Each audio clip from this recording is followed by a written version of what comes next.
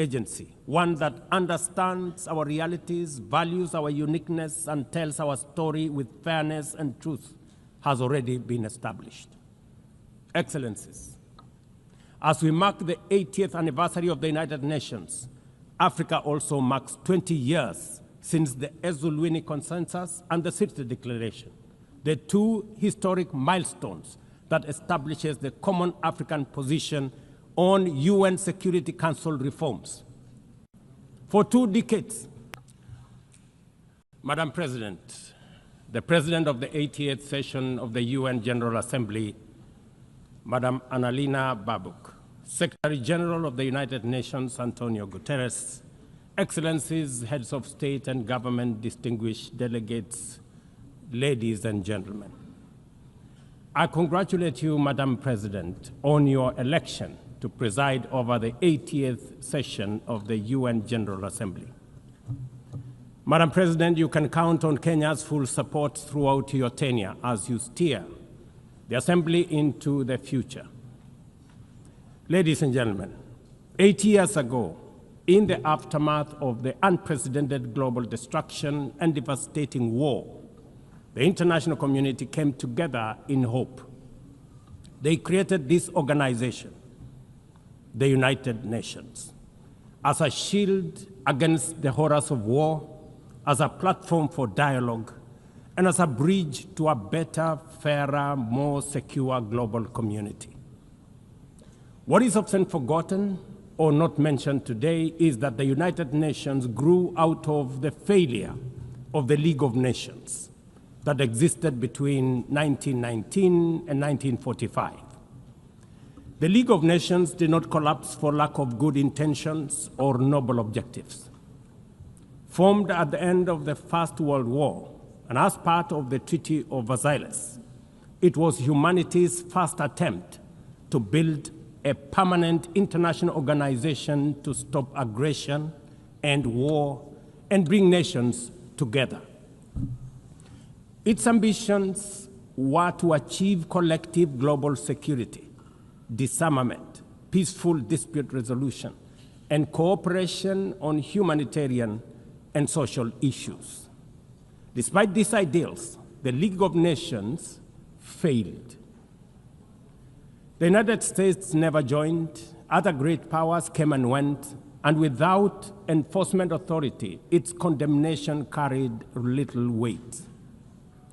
When Japan invaded Manchuria, when Italy marched into Ethiopia, and when Hitler openly defied its rules, the League stood by, helpless and powerless. By the late 1930s, its credibility had collapsed, and with the outbreak of the World War II, it was rendered irrelevant.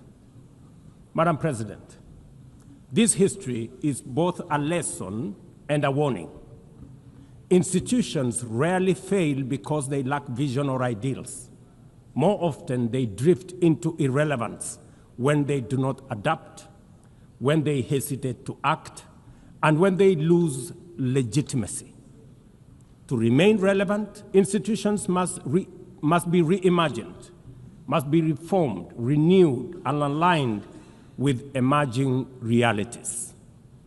8 decades ago, the founders of the UN sought to correct the failures of the League of Nations by creating a stronger, more inclusive organization anchored in the principles of, and I quote, "We the people of the United Nations, determined to save succeeding generations from the scourge of war," end of quote. Today, we are gathered for the UN at 80. The question is unavoidable. Is the United Nations relevant to the demands of our time? Can it continue to serve humanity in the face of current realities? Or has it become a relic of a bygone era? Madam President, Excellencies, we meet against a grim global backdrop. Conflict rages in Eastern Europe, the Middle East, the Sahel, the Horn of Africa, and beyond. Climate disasters grow fiercer by the day. Inequality deepens, pandemics loom, and technological disruptions outpaces governance. Instead of trust, mistrust is spreading. Instead of solidarity, fragmentation is taking root. In place of hope, anxiety fills our global community. We are living, to borrow from the words of the founders of this institution, not in larger freedom, but in growing uncertainty. At this moment of turbulence, when we most need a strong United Nations, the organization faces its deepest crisis in credibility and capacity. Funding cuts have paralyzed its operations. Bureaucracy has slowed its response. The Security Council remains frozen in the post-war structures of 1945, unable to act inclusively, with fairness, and with speed. Ladies and gentlemen, I can, however, state with absolute conviction that the United Nations has been one of humanity's greatest achievements. For 8 decades, it has held back the specter of global war, calmed conflicts from Cambodia to Liberia, and stood guard in some of the world's most dangerous places through the courage of its peacemakers and peacekeepers. Few institutions in humanity's history can claim such a legacy. The United Nations has stood at the front lines of humanitarian crisis, from famine relief in the Horn of Africa to emergency shelter for millions of Syrian and Ukrainian refugees. It was at the forefront in the eradication of smallpox, coordinated global responses to HIV and AIDS, Ebola, and COVID-19, and continues to champion universal vaccination. Its agencies have advanced women's rights, protected children, safeguarded refugees, and set global norms on everything from disarmament to climate action. The UN Sustainable Development Goals remain a shared blueprint for human progress. These are achievements no nation could have achieved alone, however rich, however great, or however powerful. And yet, every institution, no matter how noble its origins or impactful its legacy, must adapt to changing times or slide into irrelevance. Today, the United Nations stands at a crossroads of renewal on one hand or decay on another. Put differently, after 80 years, the rhymes of time are calling on us to reimagine the original promise that inspired the founding of the United Nations, and that is the quest for global peace, development, and human rights. But this call must now be answered in a global context that is profoundly different from the post-war era in which the UN was conceived then. We would be denying the cold, hard truth if we say that the United Nations is delivering as it should. On peace and security, its voice is too often drowned by the rivalries of great powers, while some nations simply ignore its resolutions and do as they please. Too often, the UN's blue helmet, once a symbol of moral authority, no longer commands the same respect. From the conflicts in Gaza to Ukraine, to the crisis in Sudan, DRC Congo, Somalia, and the Sahel, we see actors proceed undeterred by the United Nations calls. Excellencies, ladies and gentlemen, Kenya speaks from the experience of a nation deeply invested in multilateralism. For decades, we have placed our troops and police in harm's way for peacekeeping missions across Africa and beyond, from Somalia to Democratic Republic of Congo, from South Sudan to most recently in our neighborhood here in Haiti. Over the past 15 months, we are proud to have led the multinational security support mission in Haiti, not because it has been easy, but because solidarity is the essence of the United Nations. Madam President, The mandate of the MSS mission is coming to an end in a few days. As the lead nation, allow me to briefly share our experiences, the successes and the challenges, as both a cautionary tale and a living lesson about the strengths and weaknesses of the current global security governance architecture. For far too long, the people of Haiti called out to the world. Too often, their pleas were met with silence, hesitation, or half measures. Haiti became a tragic reminder of what happens when the international community looks away, prevaricates, or offers half-hearted support.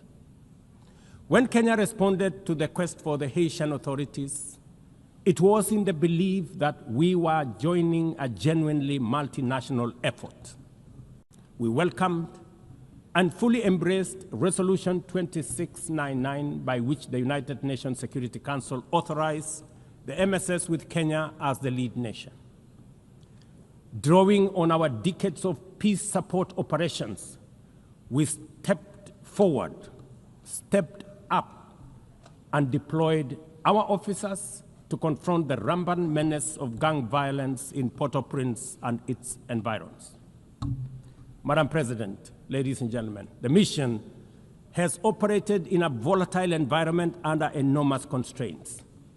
It has been underfunded, under-equipped, and operated below 40% of its authorized personnel strength. Our police officers have valiantly shouldered responsibilities without the full logistical support that would accompany any mission sanctioned by the United Nations.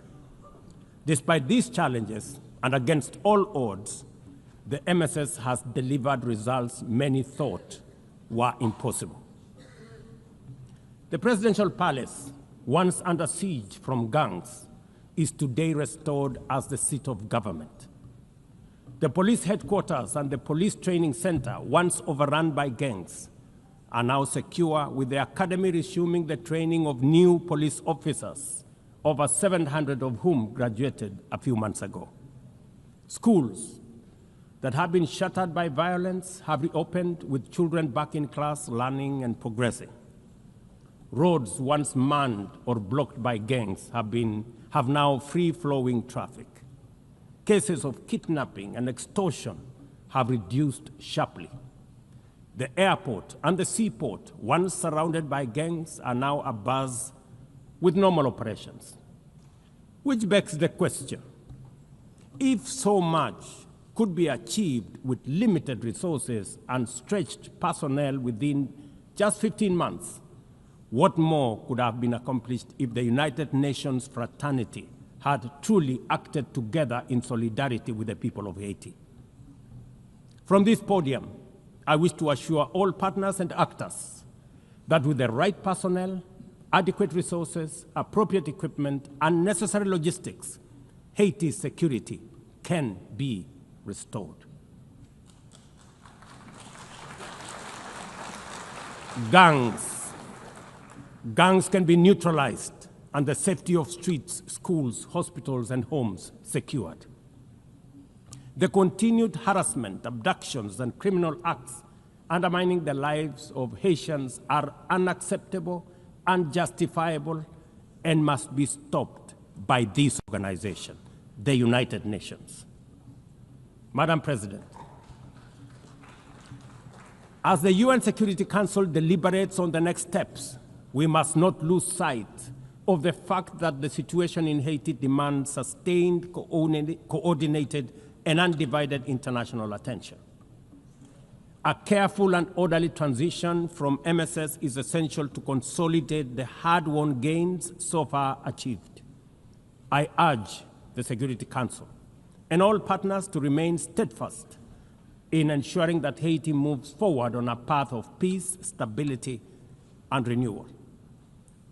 Ladies and gentlemen, on human rights, our principle is clear and unwavering.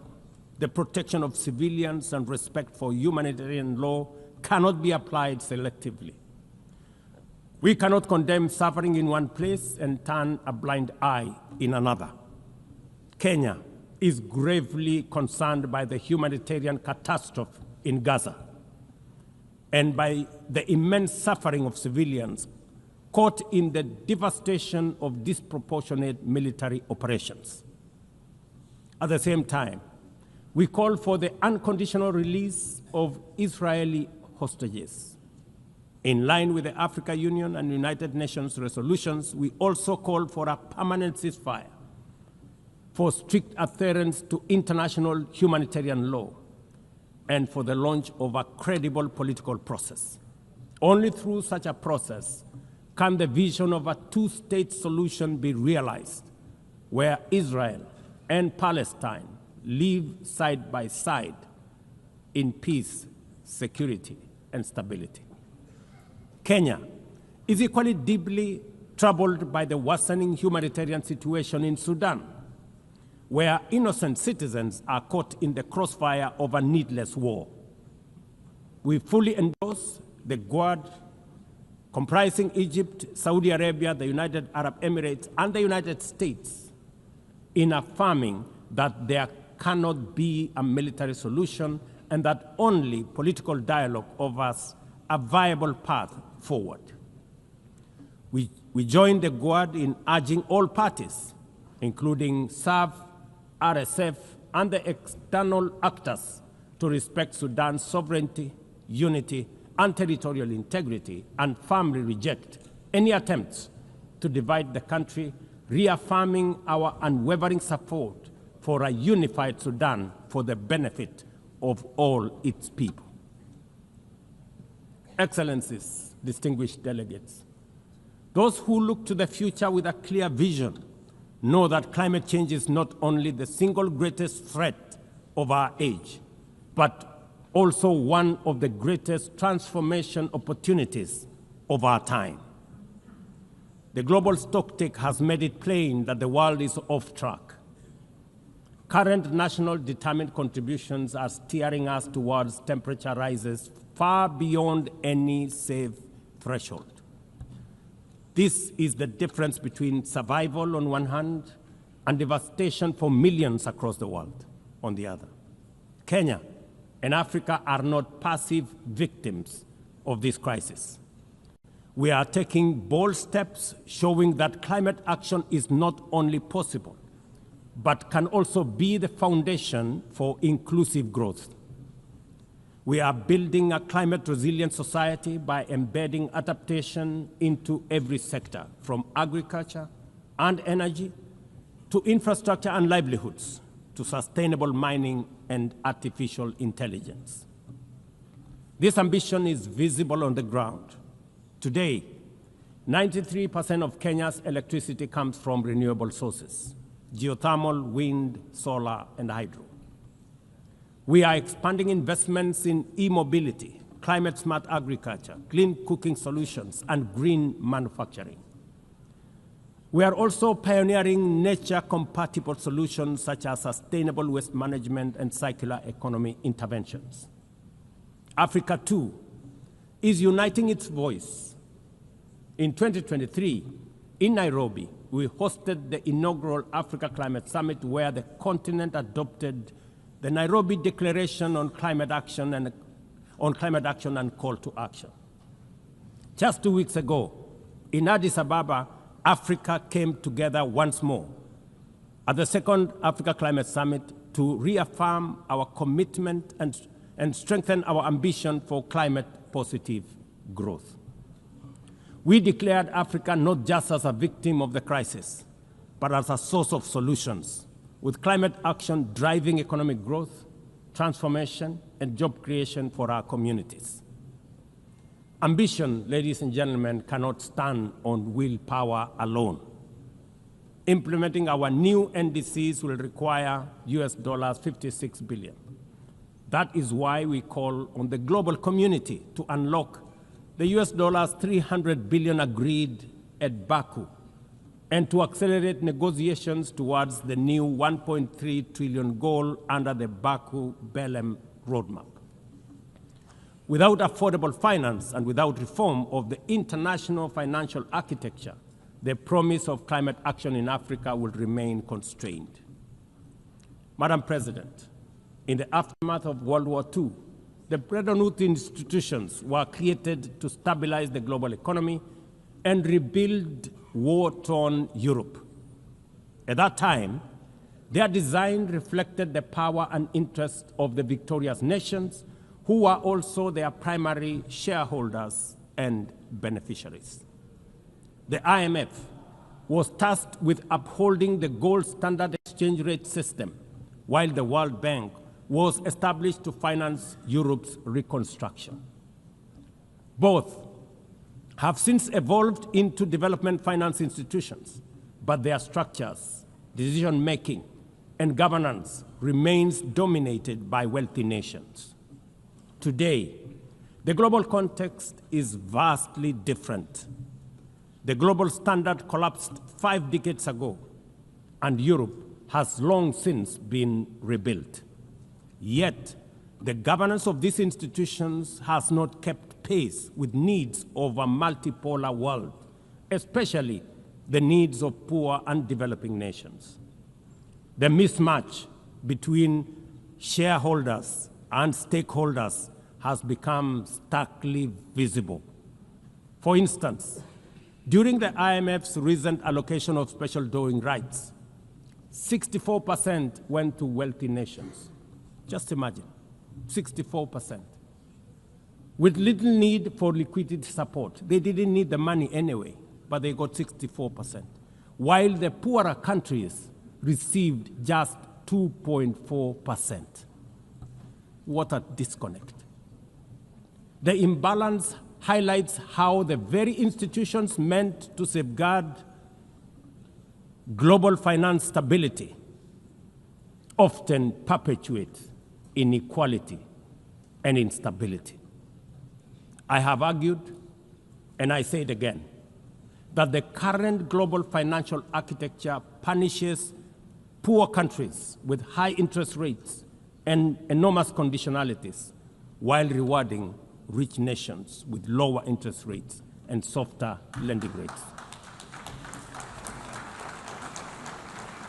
Its rules, priorities, and allocation mechanisms consistently favor those already prosperous, while trapping vulnerable economies in cycles of debt, high borrowing costs, and inadequate access to emergency support and concessional funding.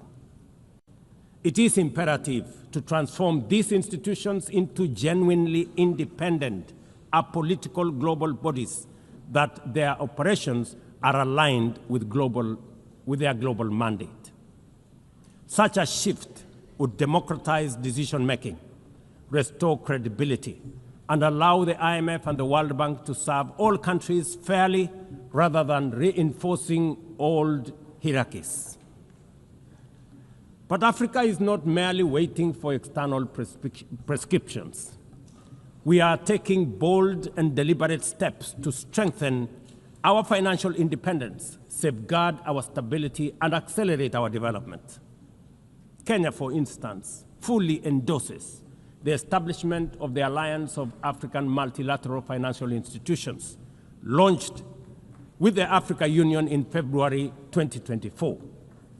This alliance brings together our homegrown banks, Afreximbank, the Africa Finance Corporation, the Trade and Development Bank, Shelter Afrique, Africa Re, Africa Development Bank, Africa Trade and Investment Development Insurance, and ZEP-RE, institutions that embody Africa's determination to mobilize resources, finance trade, and build resilience on our own terms. At the same time, the Africa Union is championing 3 transformative institutions: the Africa Central Bank, which will issue a single currency and free our trade from dependence on foreign money; the Africa Monetary Fund, positioned to stabilize our economies and give us true financial sovereignty; and the Africa Investment Bank, designed to mobilize resources for infrastructure, industrialization, and integration that Africa needs to rise. And to complete this vision, the Africa Credit Rating Agency, one that understands our realities, values our uniqueness, and tells our story with fairness and truth, has already been established. Excellencies, as we mark the 80th anniversary of the United Nations, Africa also marks 20 years since the Ezulwini Consensus and the Sirte Declaration, the two historic milestones that establishes the common African position on UN Security Council reforms.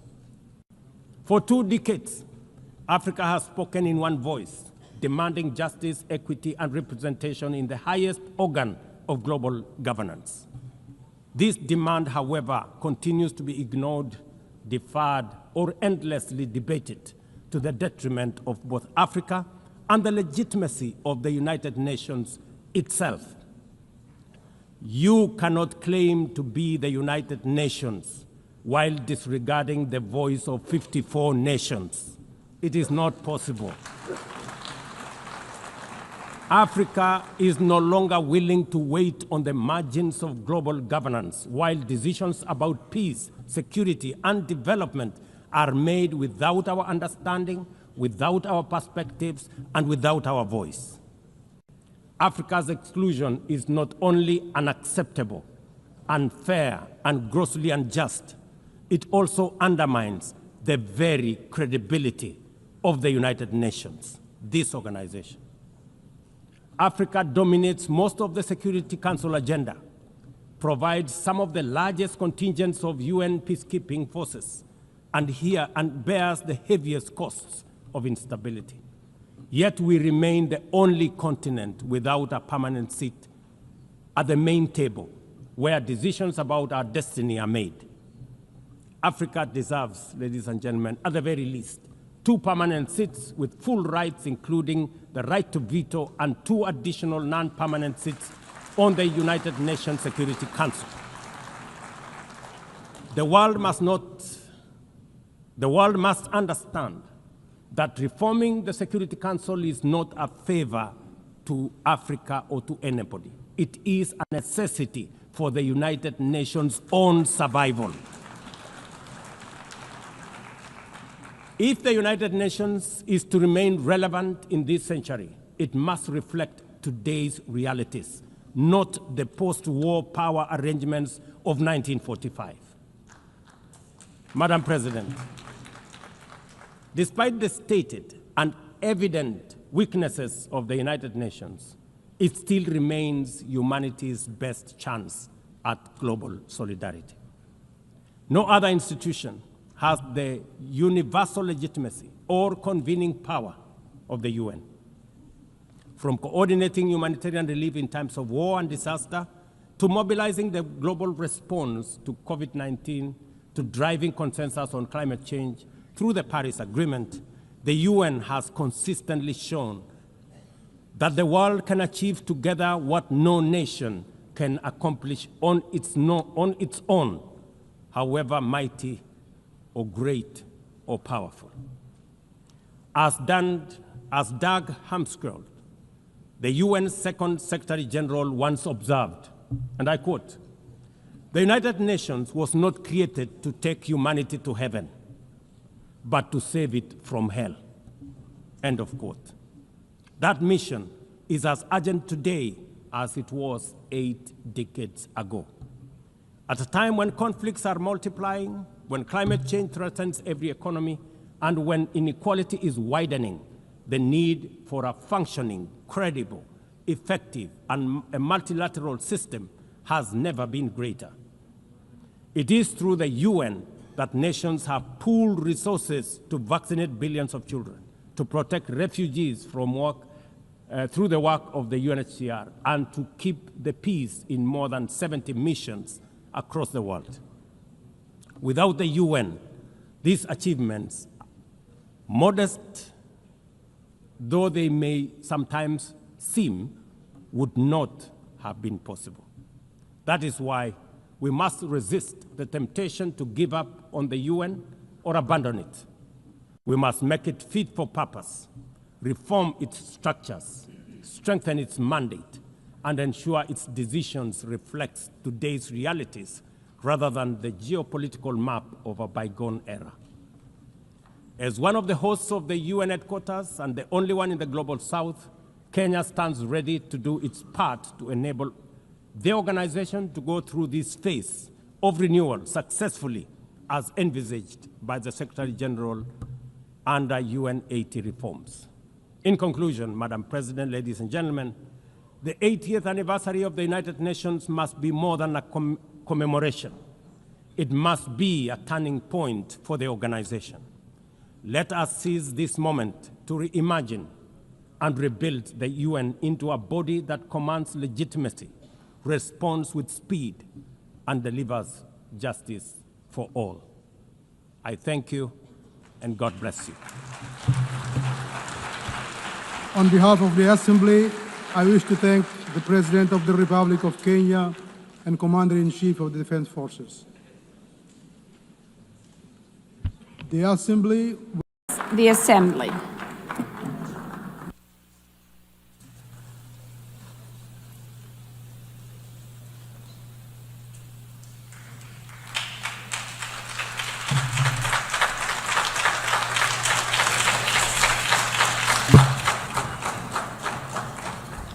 Thank you, Madam President, Mr. Secretary General, Excellencies, ladies and gentlemen.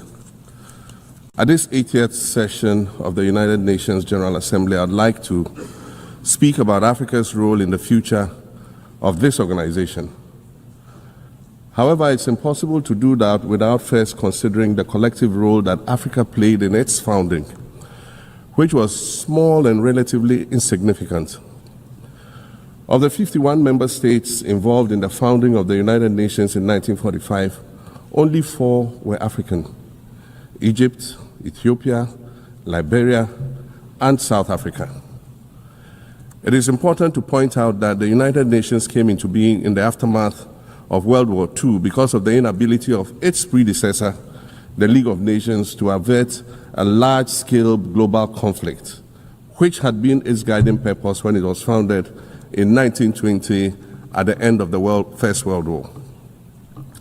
Out of the 42 founding member states of the League of Nations, only 3 were African: Liberia, the Union of South Africa, and Ethiopia. Egypt was to join later in 1937. Africa's overall participation in the organization's founding was minimal and relatively unimportant. That's because before all the other talks and meetings, representatives from a group of 14 nations gathered in Berlin for a series of discussions that began in 1884 and which led to the partitioning and formal colonization of the African continent, which is also called the Scramble for Africa. It has famously been written that past is prologue. Well, in the past, the majority of the 54 nations that now comprise Africa were never offered a seat at the table where plans for a new world order were being drawn. But, Madam President, as fate would have it, the tables are turning, and Africa's role in the authorship of whatever is yet to come for this world is going to be huge, and it will be consequential. According to this organization's own projections, by the year 2050, more than 25% of the world's population is expected to come from the African continent. Additionally, by 2050, 1/3 of all young people aged between 15 to 24 will be residing on the African continent. So you see, the future of this world is African. Allow me to say this once again a little louder for those of you in the back. The future is African.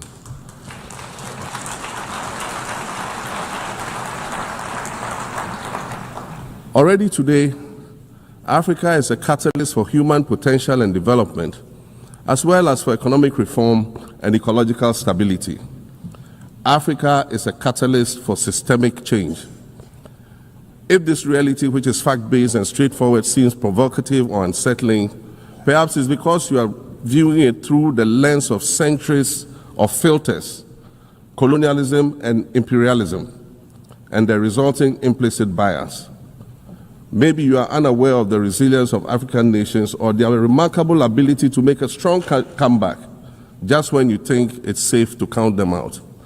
That is what is happening right now in my own country, Ghana. Our constitution limits leaders to 2 4-year terms.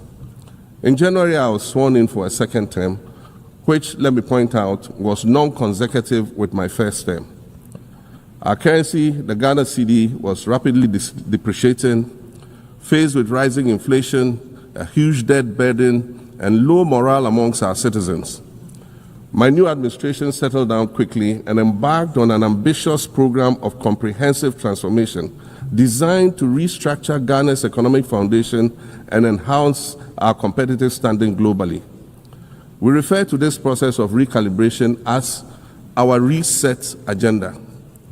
In just 8 months, we have achieved significant reduction in inflation from 23.8% in December 2024 to 11.5% in August 2025, restoring price stability for our citizens.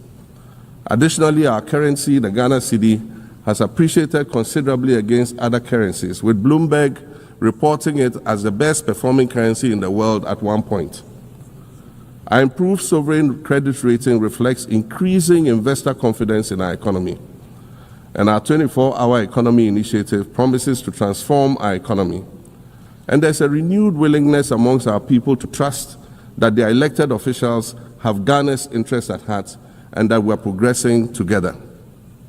Madam President, I believe that in honor of this milestone celebration, the United Nations should also embark on a process of serious recalibration and establish its own reset agenda. Since the organization's founding, the number of UN member nations has nearly quadrupled. And quite frankly, it is not the same world that it was back then when the UN was formed. I mentioned earlier that I began my second non-consecutive term as president this past January. My first term ended in January 2017. In that span of time, 8 years, the world has changed with such ferocity. My first days in office after my return felt as though I had just awakened from a Rip Van Winkle-style sleep. Now, no, that was only after 8 years. Imagine then what it will be like after 80 years since the founding of the United Nations. In 1945, the sun had not yet set on the largest empire in history. The most common mode of international travel was by sea. The personal computer had not been invented, let alone made portable. And television, a new convenience, was still in its infancy, albeit in black and white color.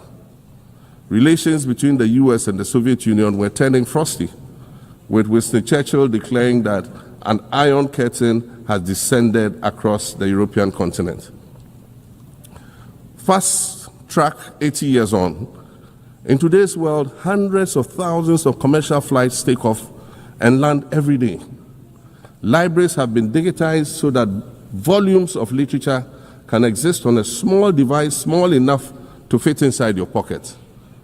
We live in a world of cryptocurrency, artificial intelligence, social media, the internet and its dark hidden dungeon of the dark web, all of which carry a potential threat to global peace and security.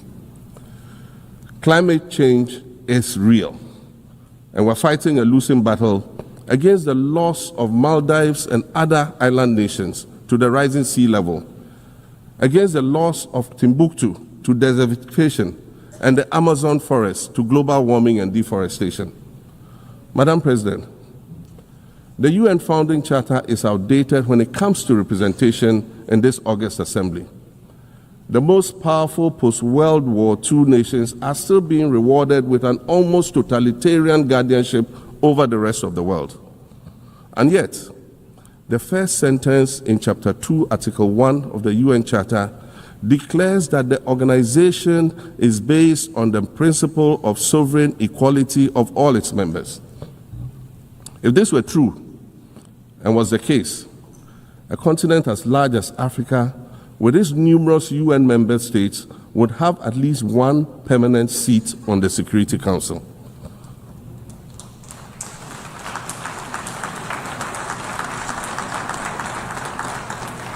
Furthermore, we believe that veto power should not be restricted to only 5 nations, nor should it be absolute. There must be a mechanism in this House for the General Assembly to challenge a veto.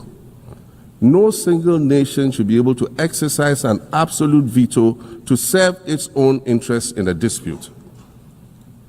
In 1995, during the 50th anniversary of the United Nations, Nelson Mandela stood in this very spot, and he said, "The United Nations has to reassess its role, redefine its profile, and reshape its structures.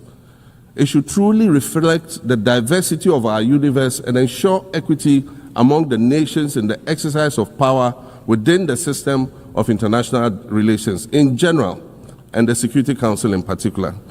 I close quotations. 30 years later, we African leaders are still making the same simple request for a permanent seat on the Security Council with the power of a veto.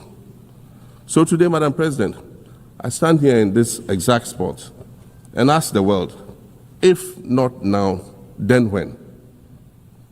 We demand not only a reform of the Security Council, but also a reset of the global financial architecture, which is currently rigged against Africa. Africa must have a greater say in the world's multilateral financial institutions. And while I'm making requests, I'd like to call for the removal of the blockade on Cuba. As Dr. Kwame Nkrumah, our nation's founder, famously said, "We seek to be friends with all and enemies to none." The Cuban people shed their blood on African soil in the fight against apartheid. And indeed, Cuba has been and continues to be a faithful friend of Africa. You see, the very fact that I can stand here and ask these things and say these things, and the fact that all nations can ostensibly gather here to address critical global issues, air our grievances, and express our concerns, that is what makes the survival of this organization so important. In every old city or village, you will find a town square, or a courtyard, or a plaza that once served as a gathering space for the citizens of the community and their leaders. Meetings and celebrations were held there, as were trials and elections. And these were spaces that brought people together and held them together as a community. Sadly, time and technology have eroded these spaces. Madam President, in many ways, the United Nations is the proverbial town square of our modern global village.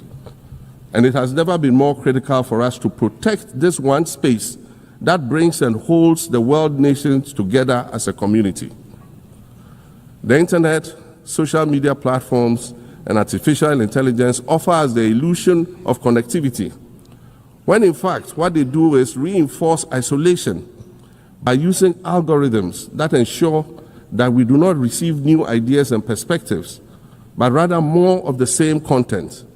We are served alternative facts and manipulated images, making it easy to disseminate disinformation and sow seeds of division amongst communities.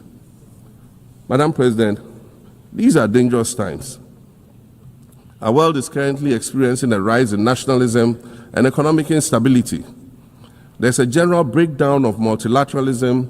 Various acts of aggression have been committed against the sovereignty of others, and nations are attempting to circumvent the very safeguards that were put in place to prevent large-scale global conflict.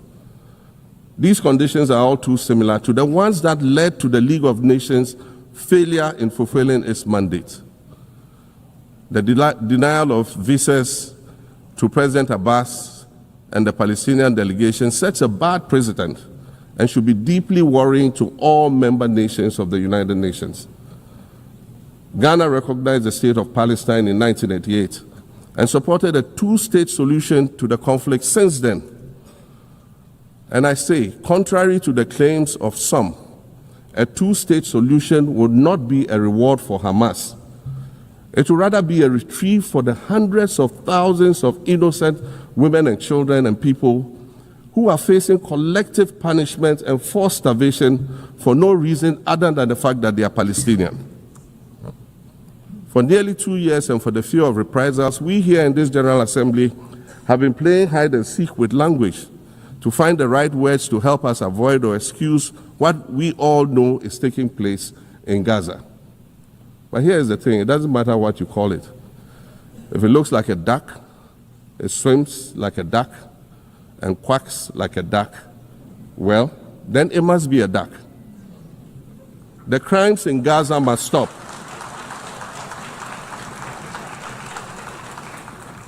The crimes in Gaza must stop. Madam President, I also want to draw particular attention to the conflict in Sudan, which this body has described as the world's largest humanitarian crisis. 12 million people have had to flee their homes.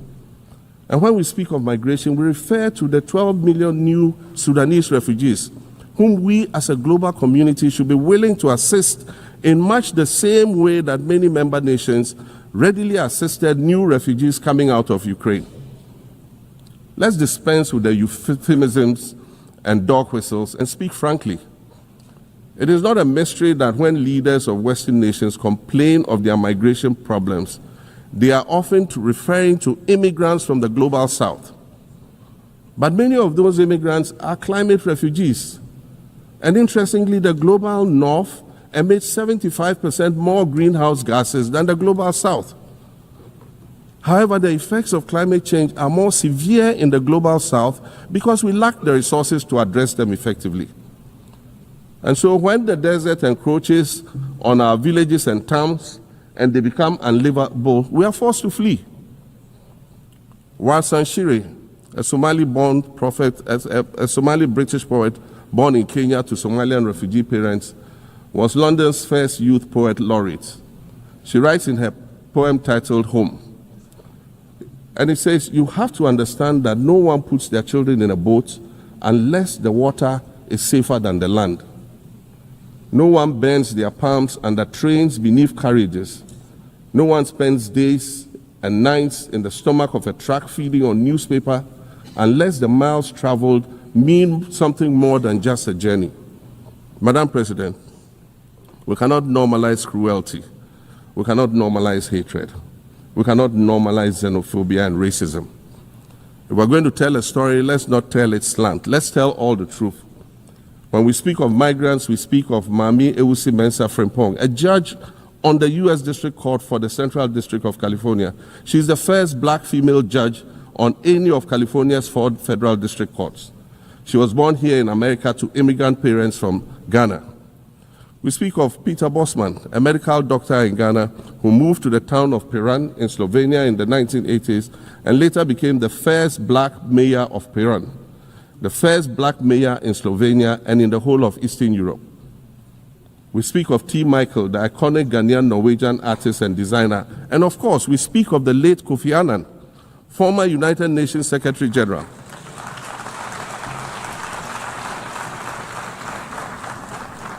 Former United Nations Secretary General and Nobel Peace Prize recipient, who was born in Ghana but spent his adulthood in various places in America and Europe. These are people who have brought great distinction to the countries that they decided to call home. Just as the migrants and the children of migrants before them did, I dare say these are not invaders. These are not criminals. Madam President, the slave trade must be recognized as the greatest crime against humanity. As the African champion on reparations, Ghana intends to introduce a motion in this August body to that effect. More than 12.5 million Africans were forced to cut open the votes and made that President of the Republic of Kenya. The Assembly. to cut open the votes and made President of the Republic of Kenya and Commander-in-Chief of the Defense